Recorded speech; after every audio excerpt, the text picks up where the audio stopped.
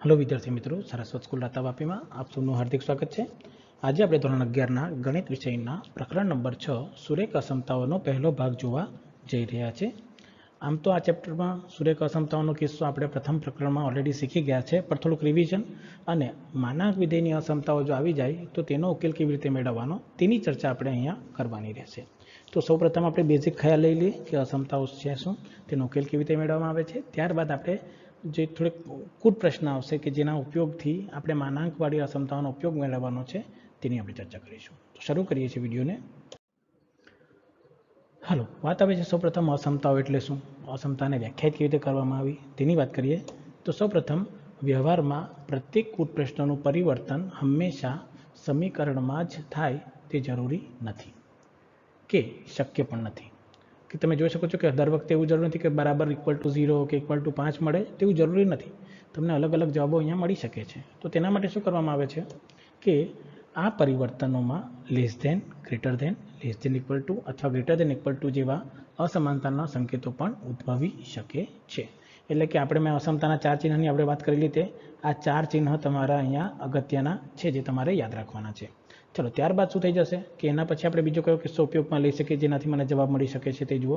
તો આમ x 10 અથવા x 20 અથવા તો xનું મૂલ્ય 28થી વધારે છે પણ 44 કરતાં નાનું છે તેવી અભિવ્યક્તિને આપણે એક ચલમાં સુરેખ અસમતા અથવા તો ઇંગ્લિશમાં કહેવાય છે લિનિયર ઇનઇક્વાલિટીઝ કહે છે। ચલો, અહીંયા શું થઈ ગયું તે ધ્યાન રાખજો કે x એક ચલ ઉપયોગમાં, xની જગ્યાએ તમે y લઈ લો, z લઈ લો, તમે જે લો માગો t લઈ લો, આ બધા એક જ ચલ વપરાયેલું છે। આને શું વંચાય x 10 આને વંચાય x 20 આને વંચાય છે xનું મૂલ્ય 28થી મોટું અને 44થી નાનું છે, અથવા આમ વંચાય 28 x, x<44।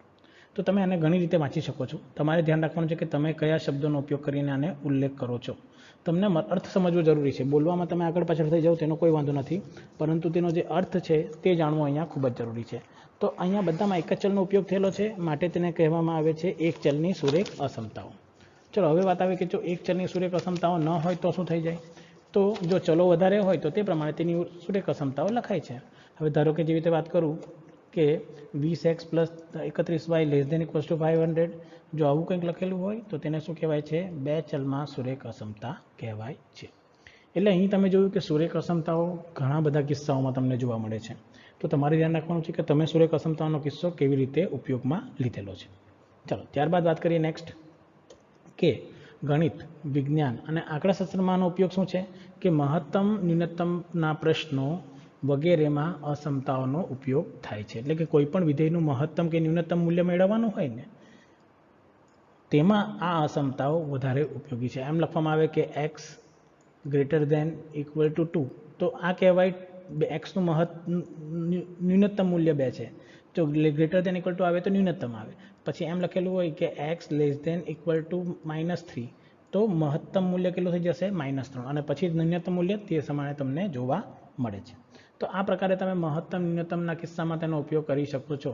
તમને કોઈ આન્સર આમ મળે કે ઝેડનું મૂલ્ય કે -5 + 5થી લઈને 0ની વચ્ચે છે, તો 0 થઈ જશે ન્યૂનતમ અને 5 થઈ જશે તમારું મહત્તમ મૂલ્ય, કોના માટે, ચલ z માટે। એટલે આ રીતે તમે તેનો ઉપયોગ કરી શકો છો। એટલે તમારે તેનો ઉપયોગ ધ્યાનમાં રાખવાનો છે કે તેનો ઉપયોગ ક્યારે થશે, મહત્તમ ન્યૂનતમ મૂલ્ય મેળવવામાં કિસ્સામાં। ખ્યાલ આવી જશે। ચાલો, તો જોઈએ કે હવે આપણે તેનો ઉપયોગ બીજો કેવી રીતે કરવાનો છે તેની ચર્ચા કરીશું કે ત્રિવિધ વિકલ્પમાં નિયમ પ્રમાણે, એટલે કે બે ચલ માટે, કોઈ ચલ આપણે a અને b માટે 3 જ સંગત પરિણામ મળી શકે છે। ત્રિવિધ વિકલ્પ એટલે કે a અને b ચલને 3 જ સંબંધ હોઈ શકે। કયા સંબંધ, ક્યાં તો a < b હોઈ શકે, અથવા a = b હોઈ શકે, અથવા a < b હોઈ શકે છે। આ 3 જ સંબંધ બે ચલ માટે આવી શકે છે, બીજા કોઈ આવશે નહીં। તો જો કોઈ વાસ્તવિક સંખ્યાઓ હોય a b, તો તેને આ 3 જ સંબંધ છે, ક્યાં તો a નાનું હશે b કરતાં, ક્યાં a અને b સમાન હશે, ક્યાં તો a હશે b કરતાં મોટું મૂલ્ય। તો આ બધા સંબંધને આપણે કેવી રીતે દર્શાવવાના છે તે ખૂબ જ અગત્યનો કિસ્સો છે જે આપણે અહીંયા જોવાનો છે। ચલો, તો જોઈએ કે અસમતાઓના કયા કયા કિસ્સા અહીંયા બની શકે, કયા કયા પરિણામોનો તમે અહીંયા ઉપયોગ કરી શકો છો, તો તે જોઈએ। તો સૌપ્રથમ કિસ્સો આવશે કે જો a ≠ b હોય તો ક્યાં તો a < b હશે અથવા એ ગ્રેટર દેન બી. અથવાનું ચિહ્ન યાદ રાખવાનું કે આપણે ગણ સિદ્ધાંતમાં જોઈએ તો અથવા એટલે શું લખાય? યોગ ગણ લખાય. અને શબ્દ આવશે એટલે શું લખાશે? છેદ ગણ. તો એ કિસ્સો પણ અહીંયા આપણને કામ લાગશે, ધ્યાન રાખવાનું છે એના માટે.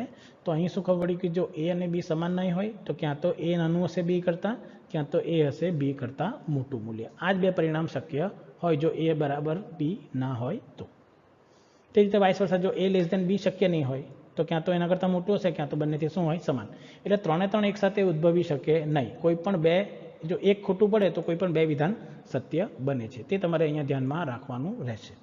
ચાલો ત્યાર પછીનો બીજો કિસ્સો કે જો અહીં એ લેસ દેન બી અથવા એ ગ્રેટર દેન બીને ચુસ્ત અસમતાઓ કહેવામાં આવે છે, જેને ઇંગ્લિશમાં કહેવાય છે સ્ટ્રિક્ટ ઇનઇક્વાલિટીઝ. ચુસ્ત અસમતા એટલે કે આનાથી સમાન કોઈ શક્ય નથી, પરંતુ લેસ દેન કે ગ્રેટર દેનનું ચિહ્ન જ અહીંયા શક્ય બને છે. તો એ તમારે ધ્યાન રાખવાનું છે કે તમે તેનો જવાબ કેવી રીતે મેળવો છો. ચાલો આગળની વાત કરીએ. નેક્સ્ટ એના પછીનો કિસ્સાની વાત કરી લઈએ કે કેવી રીતે બનશે તે જુઓ. તો જો એ લેસ દેન ઇક્વલ ટુ બી એટલે કે એનું મૂલ્ય બી કરતાં નાનું હશે અથવા એ બરાબર બી હશે, અને તેને વંચાય કેવી રીતે? A less than or equal to B. જો આ ચિહ્નને સાથે વાંચવું હોય મારે તો આને વંચાય છે A less than or equal to B, અને એનો અર્થ થાય ક્યાં તો એનું મૂલ્ય બી કરતાં નાનું છે અથવા એ અને બી શું થઈ જાય? સમાન થઈ જાય છે. તે જ રીતે આવું આવી જાય તો ક્યાં તો એનું મૂલ્ય બી કરતાં વધારે અથવા એ બરાબર બી હશે, અને આને વંચાય છે A greater than or equal to B. ખ્યાલ આવી શકે છે કેવી રીતે થાય છે? અને આ પ્રકારની અસમતા એટલે કે એ લેસ દેન ઇક્વલ ટુ બી અથવા એ ગ્રેટર દેન ઇક્વલ ટુ બી અસમતાઓને મિશ્ર અસમતાઓ અથવા તો ઇંગ્લિશમાં કહેવાય છે સ્લેક ઇનઇક્વાલિટીઝ કહેવાય છે. તો તમારે યાદ રાખવાનું છે આ ચુસ્ત અસમતા અને આ કઈ અસમતા થશે? મિશ્ર અસમતાઓ થશે.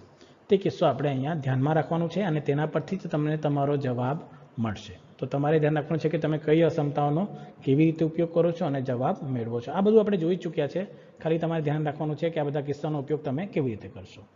ચાલો નેક્સ્ટ પ્રશ્નની વાત કરી લઈએ કે કયા કયા ગુણધર્મો છે જે તમે અસમતાઓમાં ઉપયોગ કરી શકો, ગણતરી કેવી રીતે કરવાની છે તે જુઓ. તો આપણે અસમતાઓ માટે નીચેની પૂર્વધારણાઓ યાદ કરી લઈએ. પહેલાં આ બે પૂર્વધારણાઓ છે જે તમારે અસમતા માટે હંમેશા યાદ રાખવાની છે. કઈ કઈ છે? જો એબીસી વાસ્તવિક સંખ્યાઓ હોય તો. આ બધી ધારણાઓ કોના માટે છે? એબીસી વાસ્તવિક સંખ્યા હોય તો જ આ ધારણા બધી તમારી આવશે, નહીં તો આ બધી ધારણાઓ તમારી આવશે નહીં. તો એવી કઈ કઈ અસમતાઓની ધારણા છે જે તમારે યાદ રાખવાની છે? સૌ પ્રથમ આવશે જો એ શૂન્યથી મોટું અને બી પણ શૂન્યથી મોટું હોય તો એ વત્તા બી અને એ ગુણાકારમાં બી પણ શૂન્યથી મોટું હશે. આ મને એમ કહે છે જો એ ધન સંખ્યા હોય અને બી ધન સંખ્યા હોય તો તેમનો સરવાળો પણ ધન અને તેમનો ગુણાકાર પણ ઋણ હોય છે. પરંતુ ત્યાંનાથી ઉલટું પણ આવે કે ધારો કે એમ આવી જાય કે એ લેસ દેન 0 હોય અને બી ગ્રેટર દેન 0 હોય. જો એમ કીધેલું હોય તો એવું જરૂરી નથી કે એ પ્લસ બી ગ્રેટર દેન 0 શક્ય નથી, પરંતુ એ ગુણાકારમાં બી હંમેશા લેસ દેન 0 થાય છે. એટલે કે જો એક પણ ઋણ આવી જાય તો બંનેનો ગુણાકાર પણ શું થઈ જાય છે? ઋણ થઈ જાય છે. પરંતુ આનાથી ઉલટું કે જો એ લેસ દેન 0 હોય તથા બી લેસ દેન 0 હોય તો અહીંયા ઉલટું થઈ જશે કે એ વત્તા બી તમને ગ્રેટર દેન 0 મળશે, એ વત્તા બી લેસ દેન 0 મળશે. પરંતુ જો તમે હવે એ ગુણાકારમાં બી કરશો તો તે તમને શું મળશે? ધન સંખ્યા મળશે. તો એ તમારે ધ્યાન રાખવાનું છે કે તમે ગણતરી કઈ રીતે કરો છો. જો બંને ઋણ તો સરવાળો ઋણ પર ગુણાકાર ધન, બંને ધન તો સરવાળો ધન અને ગુણાકાર પણ ધન થઈ જાય છે. આ યાદ રાખવાનું છે. એટલે એ કિસ્સો છે જો બંને ધન તો સરવાળો અને ગુણાકાર બંને ધન થાય, પરંતુ બંને ઋણ તો સરવાળો ઋણ થઈ જશે પર ગુણાકાર તો પાછો શું થઈ જશે? ધન થઈ જાય છે. તો આ એક્સ્ટ્રા કિસ્સો છે જે તમારે યાદ રાખવાનો છે કે આમાં અલગ અલગ કિસ્સાઓ બહુ બધા બની શકે છે અસમતાઓમાં. તમારે ખાલી તેનો ગુણધર્મ શું છે તે તમારે યાદ રાખવાનો રહેશે. ચાલો ત્યારબાદ બીજો કયો ગુણધર્મ છે જે આપણને કામ લાગશે તે જુઓ. કે બીજો છે કે જો એ લેસ દેન 0 હોય તો માઇનસ એનું મૂલ્ય 0 કરતાં વધારે હોય. આ મને શું કહે છે કે ધારો કે કોઈ અસમતા આપેલું છે કે એ લેસ દેન 0 છે, તો જો મેં બંને બાજુ માઇનસ વડે ગુણાકાર કરું તો અહીંયા માઇનસ એ થઈ જશે, અસમતા બદલાઈને થઈ જશે ગ્રેટર દેન, અને અહીંયા થઈ જશે 0 સાથે કંઈ પણ ગુણો તો 0 થઈ જશે. ચલો આ રીતે યાદ રાખવું હોય તો શું કરવાનું કે તમારે સ્થાન પરિવર્તન કરવાનું. ચલો એ આ બાજુ જશે એટલે શું થઈ જશે? માઇનસ એ, તો અહીંયા આવી જશે 0 લેસ દેન માઇનસ એ થઈ જશે. તો તમે હવે આને તમે ઉલટું વાંચો આ ડાયરેક્શનમાં, તો માઇનસ એ ગ્રેટર દેન 0. ખ્યાલ આવી ગયો કે થઈ જશે. તો આ રીતે પણ તમે બંને કિસ્સાઓનો અહીંયા ઉપયોગ કરી શકો છો, તમે કઈ રીતે વાપરશો તે રીતે. ચલો સરવાળા બાદ બાકી તમે અસમતાઓમાં કરો તો શું પરિણામ મળે છે? અમુક પરિણામ પણ તમારે અહીંયા યાદ રાખવા જરૂરી છે. આ પરિણામ વગર તમે તેનો ઉકેલ મેળવી શકો નહીં. એટલે તમારે ધ્યાન રાખવાનું છે કે પરિણામ તમને કઈ રીતે મળે છે. ધારો કે કિસ્સો લઈએ કે અસમતાના નીચેના ગુણધર્મોનો આપણે ઉપયોગ કરીએ છીએ. ચલો કયા ઉપયોગ કરીશું ગુણધર્મોનો તે જોઈએ. અહીંયા ઘણા બધા ગુણધર્મો છે જે તમારે યાદ રાખવાના છે. કેવી રીતે તે જુઓ કે જો પહેલો ગુણધર્મ જો a ગ્રેટર દેન b હોય તો a માઇનસ બીનું મૂલ્ય હંમેશા ધન જ આવે છે. એટલે ધારો કે મેં એમ લખી દઉં કે 3 ઇઝ ગ્રેટર દેન 2 છે, તો જ્યારે મેં બંનેનો તફાવત લઉં એટલે કે 3 માઇનસ 2 કરું તો મને શું જવાબ મળશે? 1, અને તેનું મૂલ્ય શું આવે છે? ધન આવે છે. ખ્યાલ આવી ગયો? અથવા તો ચલો બીને આ બાજુ સાઈડ લઈ જાઓ તો શું થઈ જશે? માઇનસ બી. તો a માઇનસ બી થઈ જશે અને બીને સ્થાને શું આવી જાય છે? 0 આવી જાય છે. તો જોયું આ રીતે અસમતા સાચું પડી જાય કે જો a ગ્રેટર દેન બી હોય તો a માઇનસ બી, અને જો આવું આવી જાય કે જો a લેસ દેન બી હોય તો a minus B less than 0 થઈ જશે. a minus B less than, પણ ઉલટું લખું તો b માઇનસ એ શું થઈ જશે? Greater than 0. અહીંયા જો મેં અહીંયા b માઇનસ એ લખું તો અહીંયા b માઇનસ એ શું થઈ જશે? લેસ દેન 0 થઈ જશે. તો અંદર જ અંદર બીજા બધા પરિણામો પણ અહીંયા જોવા મળે છે. તો તમારે ધ્યાન રાખવાનું કે તમે કયા પરિણામનો ઉપયોગ કેવી રીતે કરવા માંગો છો, તેના આધારે આ તમારા પ્રશ્ન ઉકેલાઈ જશે. ખ્યાલ આવી ગયો આ ગુણધર્મ કેવી રીતે કરવાનો છે? ચલો નેક્સ્ટ ગુણધર્મ જુઓ એના પછીનો કે તેમાં શું કરવાનું છે તે કે a ગ્રેટર દેન b અને b ગ્રેટર દેન c હોય તો આપોઆપ થઈ જાય છે કે એનું મૂલ્ય પણ c કરતાં વધારે જોવા મળે છે. આ સંખ્યા તમે જાણો છો કે જો ધારો કે મેં લખું કે 3 2 કરતાં મોટું છે અને મેં લખી દઉં કે 2 1 કરતાં મોટું છે, તો આપોઆપ આ બંને પરિણામ પર તમે ડાયરેક્ટ લખી શકો છો ને સંખ્યા કે 3 તો 1 કરતાં મોટી જ થવાની છે. તો આ રીતે આ સમતા સાબિત થઈ શકે છે કે જો a ગ્રેટર દેન b હોય, b ગ્રેટર દેન c હોય તો આપોઆપ તમે લખી શકો છો કે a પણ c કરતાં મોટું જ થશે. તો આ પરિણામનો તમે અહીંયા ઉપયોગ કરી શકો છો કે તમને જવાબ કઈ રીતે જોવા મળે છે. ચલો ત્યારબાદ બીજી અસમતા આવશે તે જુઓ કે તેમાં શું કરવાનું છે તમારે. ત્રીજી અસમતા આવશે કે જો a ગ્રેટર દેન b હોય તો a વત્તા c ગ્રેટર દેન b વત્તા c. એટલે કે તમે જો સમાન સંખ્યા બંને બાજુ અસમતામાં ઉમેરો તો તમારી અસમતાનું મૂલ્ય બદલાશે નહીં. જેવી રીતે માઇનસ કરેલું તો અસમતા લેસ દેન હતી તો ગ્રેટર દેન થઈ ગઈ હતી, પરંતુ અહીંયા એવું કંઈ થયું નહીં. ક્યારે કે આપણે સમાન સંખ્યા ઉમેરો કે બાદ કરો, બાદ બાકી કરો તો પણ કંઈ નહીં, ઉમેરો તો પણ કંઈ નહીં, તો પણ તમારી અસમતા બદલાવાની નથી. ખ્યાલ આવી ગયો? એટલે કે મને આપેલું હોય કે 3 ઇઝ ગ્રેટર દેન 2 છે, બંને બાજુ એક ઉમેરું તો 3 + 1 અને 2 + 1, તો 3 + 1 કેટલું થઈ જશે? 4, 2 + 1 શું થઈ જશે? 3. તો અસમતા તો ગણિતિક પ્રમાણે શું થઈ ગઈ? 4 મોટું જ આવે 3 કરતાં. એટલે અસમતા તમારી એની એ જ રહે છે, બદલાતી નથી. વિધાન સત્ય બને તેના માટેની શરત છે આ બધી. ચલો ત્યારબાદ બીજો કિસ્સો જુઓ કે ચોથી અસમતા કે a ગ્રેટર દેન b હોય, c ગ્રેટર દેન 0 હોય તો ac ગ્રેટર દેન bc થઈ જાય છે. પરંતુ જો a ગ્રેટર દેન b હોય અને c લેસ દેન 0 હોય તો ac લેસ દેન bc થઈ જાય છે. એટલે શું થઈ ગયું કે સમાન ધન સંખ્યા વડે બંને બાજુ ગુણાકાર કરો તો અસમતાનું ચિહ્ન બદલાતું નથી, પરંતુ જો તમે કોઈ ઋણ સંખ્યા વડે ગુણાકાર કરો અસમતાની બંને બાજુ તો અસમતાનું ચિહ્ન બદલાઈ જાય છે. આ પણ કિસ્સો આપણને ખબર છે, કારણ કે મને આપેલું છે કે 3 ગ્રેટર દેન 2 છે, મેં બંને બાજુ 2 વડે ગુણાકાર કરું આખી અસમતાનો તો મને શું મળશે? 3 × 2 = 6 અને 4 કરતાં મોટી જ છે, ગાણિતિક રીતે સત્ય બને. તો આ સમતા તમે પાછી આ રીતે લખી શકો. પરંતુ જો મેં બંને બાજુ -2 વડે ગુણાકાર કરતે તો આ -6 તો અને આ -4 થઈ જતે, પરંતુ -6 તો -4 કરતાં નાનું કહેવાય. એટલે મારે ગાણિતિક રીતે સાચે બને તે રીતે કઈ લખવું પડે? લેસ દેનનું ચિહ્ન. એટલે ગણિતિક રીતે લોકો ગણતરી કરીને દર્શાવે છે કે તમે a અને b અસમતા આપેલી છે તેની કોઈ ઋણ સંખ્યા વડે જ્યારે બંને બાજુ ગુણાકાર કરો તો તમારી અસમતાનું ચિહ્ન લેસ દેન હોય તો ગ્રેટર દેન હોય તો લેસ દેન, તે રીતે ઇક્વલ ટુમાં પણ બદલાઈ જાય છે. તો તમારે એ વસ્તુનું ધ્યાન રાખવાનું છે કે તેમાં તમારી ગણતરીમાં ભૂલ ન થાય. તે રીતે નેક્સ્ટ આવી જશે પાંચમી કે a ગ્રેટર દેન b હોય અને c ગ્રેટર દેન d હોય તો અસમતાઓનો સરવાળાનું મૂલ્ય પણ તેનું તે જ રહે છે. આ જોઈ શકો છો તમે કે a ગ્રેટર દેન b છે અને b ગ્રેટર દેન c છે, તો આ મૂલ્ય તમારું હંમેશા સેમ જોવા મળે છે. તો આ રીતે તમે તેની ગણતરી સાબિત કરી શકો છો. અહીંયાથી બીજા બધા પરિણામ પણ આવે. જો બાદબાકી કરવી હોય તો આ રીતે થાય કે જો a - c કરું અને b - d કરું તો આ શક્ય નહીં થાય. ફક્ત સરવાળાના કિસ્સામાં શક્ય થાય છે. એ મૂલ્ય આધાર રાખી તમને કયું આપેલું છે, તફાવતનું મૂલ્ય તમને કઈ રીતે આપેલું છે તેના પ્રમાણે તે આધાર રાખે છે. તો એ તમારે ધ્યાન રાખવાનું છે કે તે મૂલ્ય તમને કઈ રીતે જોવા મળશે. તો આઈ હોપ તમને ખ્યાલ આવી જશે કે અસમતાઓનો કઈ રીતે ગુણધર્મનો ઉપયોગ કરવાનો છે. જો બીજા કિસ્સાઓ આપણે જોઈશું ત્યારે નવા ગુણધર્મો આવશે, તેનો આપણે નિયમ યાદ રાખવાનો. પર બેઝિક જે નિયમ છે કે સરવાળો કરો સમાન સંખ્યા વડે કે બાદબાકી તો અસમતાનું ચિહ્ન બદલાય નહીં, તે રીતે ગુણાકાર કરો ધન ચિહ્ન વડે તો અસમતાનું મૂલ્ય બદલાય નહીં. પરંતુ ગુણાકાર કે બંને બાજુ ઋણ સંખ્યા વડે ગુણાકાર કે ભાગાકાર કરો તો અસમતાનું ચિહ્ન બદલાઈ જાય છે. ત્યારબાદ નેક્સ્ટ કિસ્સો આવશે. જુઓ, ચાલો થોડાક પ્રશ્નો જોઈએ એટલે થોડો ખ્યાલ આવે કે અસમતાનો ઉકેલ કેવી રીતે મેળવવાનો છે. આજે આપણે ફક્ત એક ચલમાં ઉકેલ મેળવવાની ક્રિયા જોવાની છે. તો આપણો કિસ્સો આવશે કે એક ચલમાં સુરેખ અસમતાઓનો ઉકેલ. ચલો, એક ચલમાં સુરેખ અસમતાનો ઉકેલ આપણે કેવી રીતે મેળવવાનો છે તે જુઓ. તો ઉકેલો કંઈક આ રીતે મળશે કે ઉકેલો છે 2x - 3 > 5. ચલો, આને ઉકેલ મેળવવા માટે મારે શું કરવાનું છે કે જ્યારે પણ કોઈ અસમતાનો ઉકેલ એટલે કે જે ચલ હોય તેને મારે એક સહગુણક બનાવવાનો, એટલે કે 2x હોય તો x બનાવો. ફક્ત મને ડાબી બાજુ x જોઈએ, જમણી બાજુ જે અસમતા આવતી હોય તે, પણ ડાબી બાજુ મને ફક્ત x બનાવવાનો રહેશે. ચલો, આ x બનાવવા માટે સૌપ્રથમ આ -3 ને મારે ગાયબ કરવું પડશે. ત્યારબાદ આ 2 ને ગાયબ કરવું પડશે. ચલો, -3 ને મારે બનાવવું પડશે 0 અને 2 ને બનાવવું પડશે મારે 1. ચલો, -3 ને 0 કેવી રીતે બનાવી શકીએ? જો અમે અહીંયા +3 લખી દઉં, પર બંને બાજુ મારે સરખું ઉમેરવું પડે કારણ કે અસમતા બદલાવી નહીં જોઈએ પાછી. તો -3 + 3 0 થઈ જશે અને 5 + 3 શું થઈ જશે? 8. ખ્યાલ આવી ગયો? તો મેં જો આ કરું છું કે 2x - 3 > 5, તો આને લખી શકું છું 2x > 8. ચલો, 8 બનાવવાની એક બીજી ક્રિયા પણ અહીંયા અવેલેબલ છે. જો તમે આ રીતે નહીં કરવા માંગો તો તમે શું કરો? બેઝિક રીત, -3 ને આ બાજુ શિફ્ટ કરશો એટલે શું થઈ જશે? +3 અને 2x એઝ ઇટ ઇઝ. તો તમે આ ક્રિયા પણ અહીંયા કરી શકો. ચલો, હવે મેં કીધું મારે x ની જગ્યાએ 1 બનાવવાનું છે. તો x ની જગ્યાએ 1 બનાવવા માટે સમાન સંખ્યા વડે ભાગાકાર કરી નાખો, સહગુણક વડે. પણ બંને બાજુ કરવું પડશે. ધન સંખ્યા છે એટલે અસમતા બદલાવાની નથી, પણ મેં કીધું ઋણ સંખ્યા આવે તો અસમતા બદલવી પડશે. તો અહીંયા 2 2 કેન્સલ થઈ જશે અને 4 2 થઈ જશે, 2 2 4 2 8 એટલે કે 4 આવી જશે. માટે આનો ઉકેલ શું આવશે?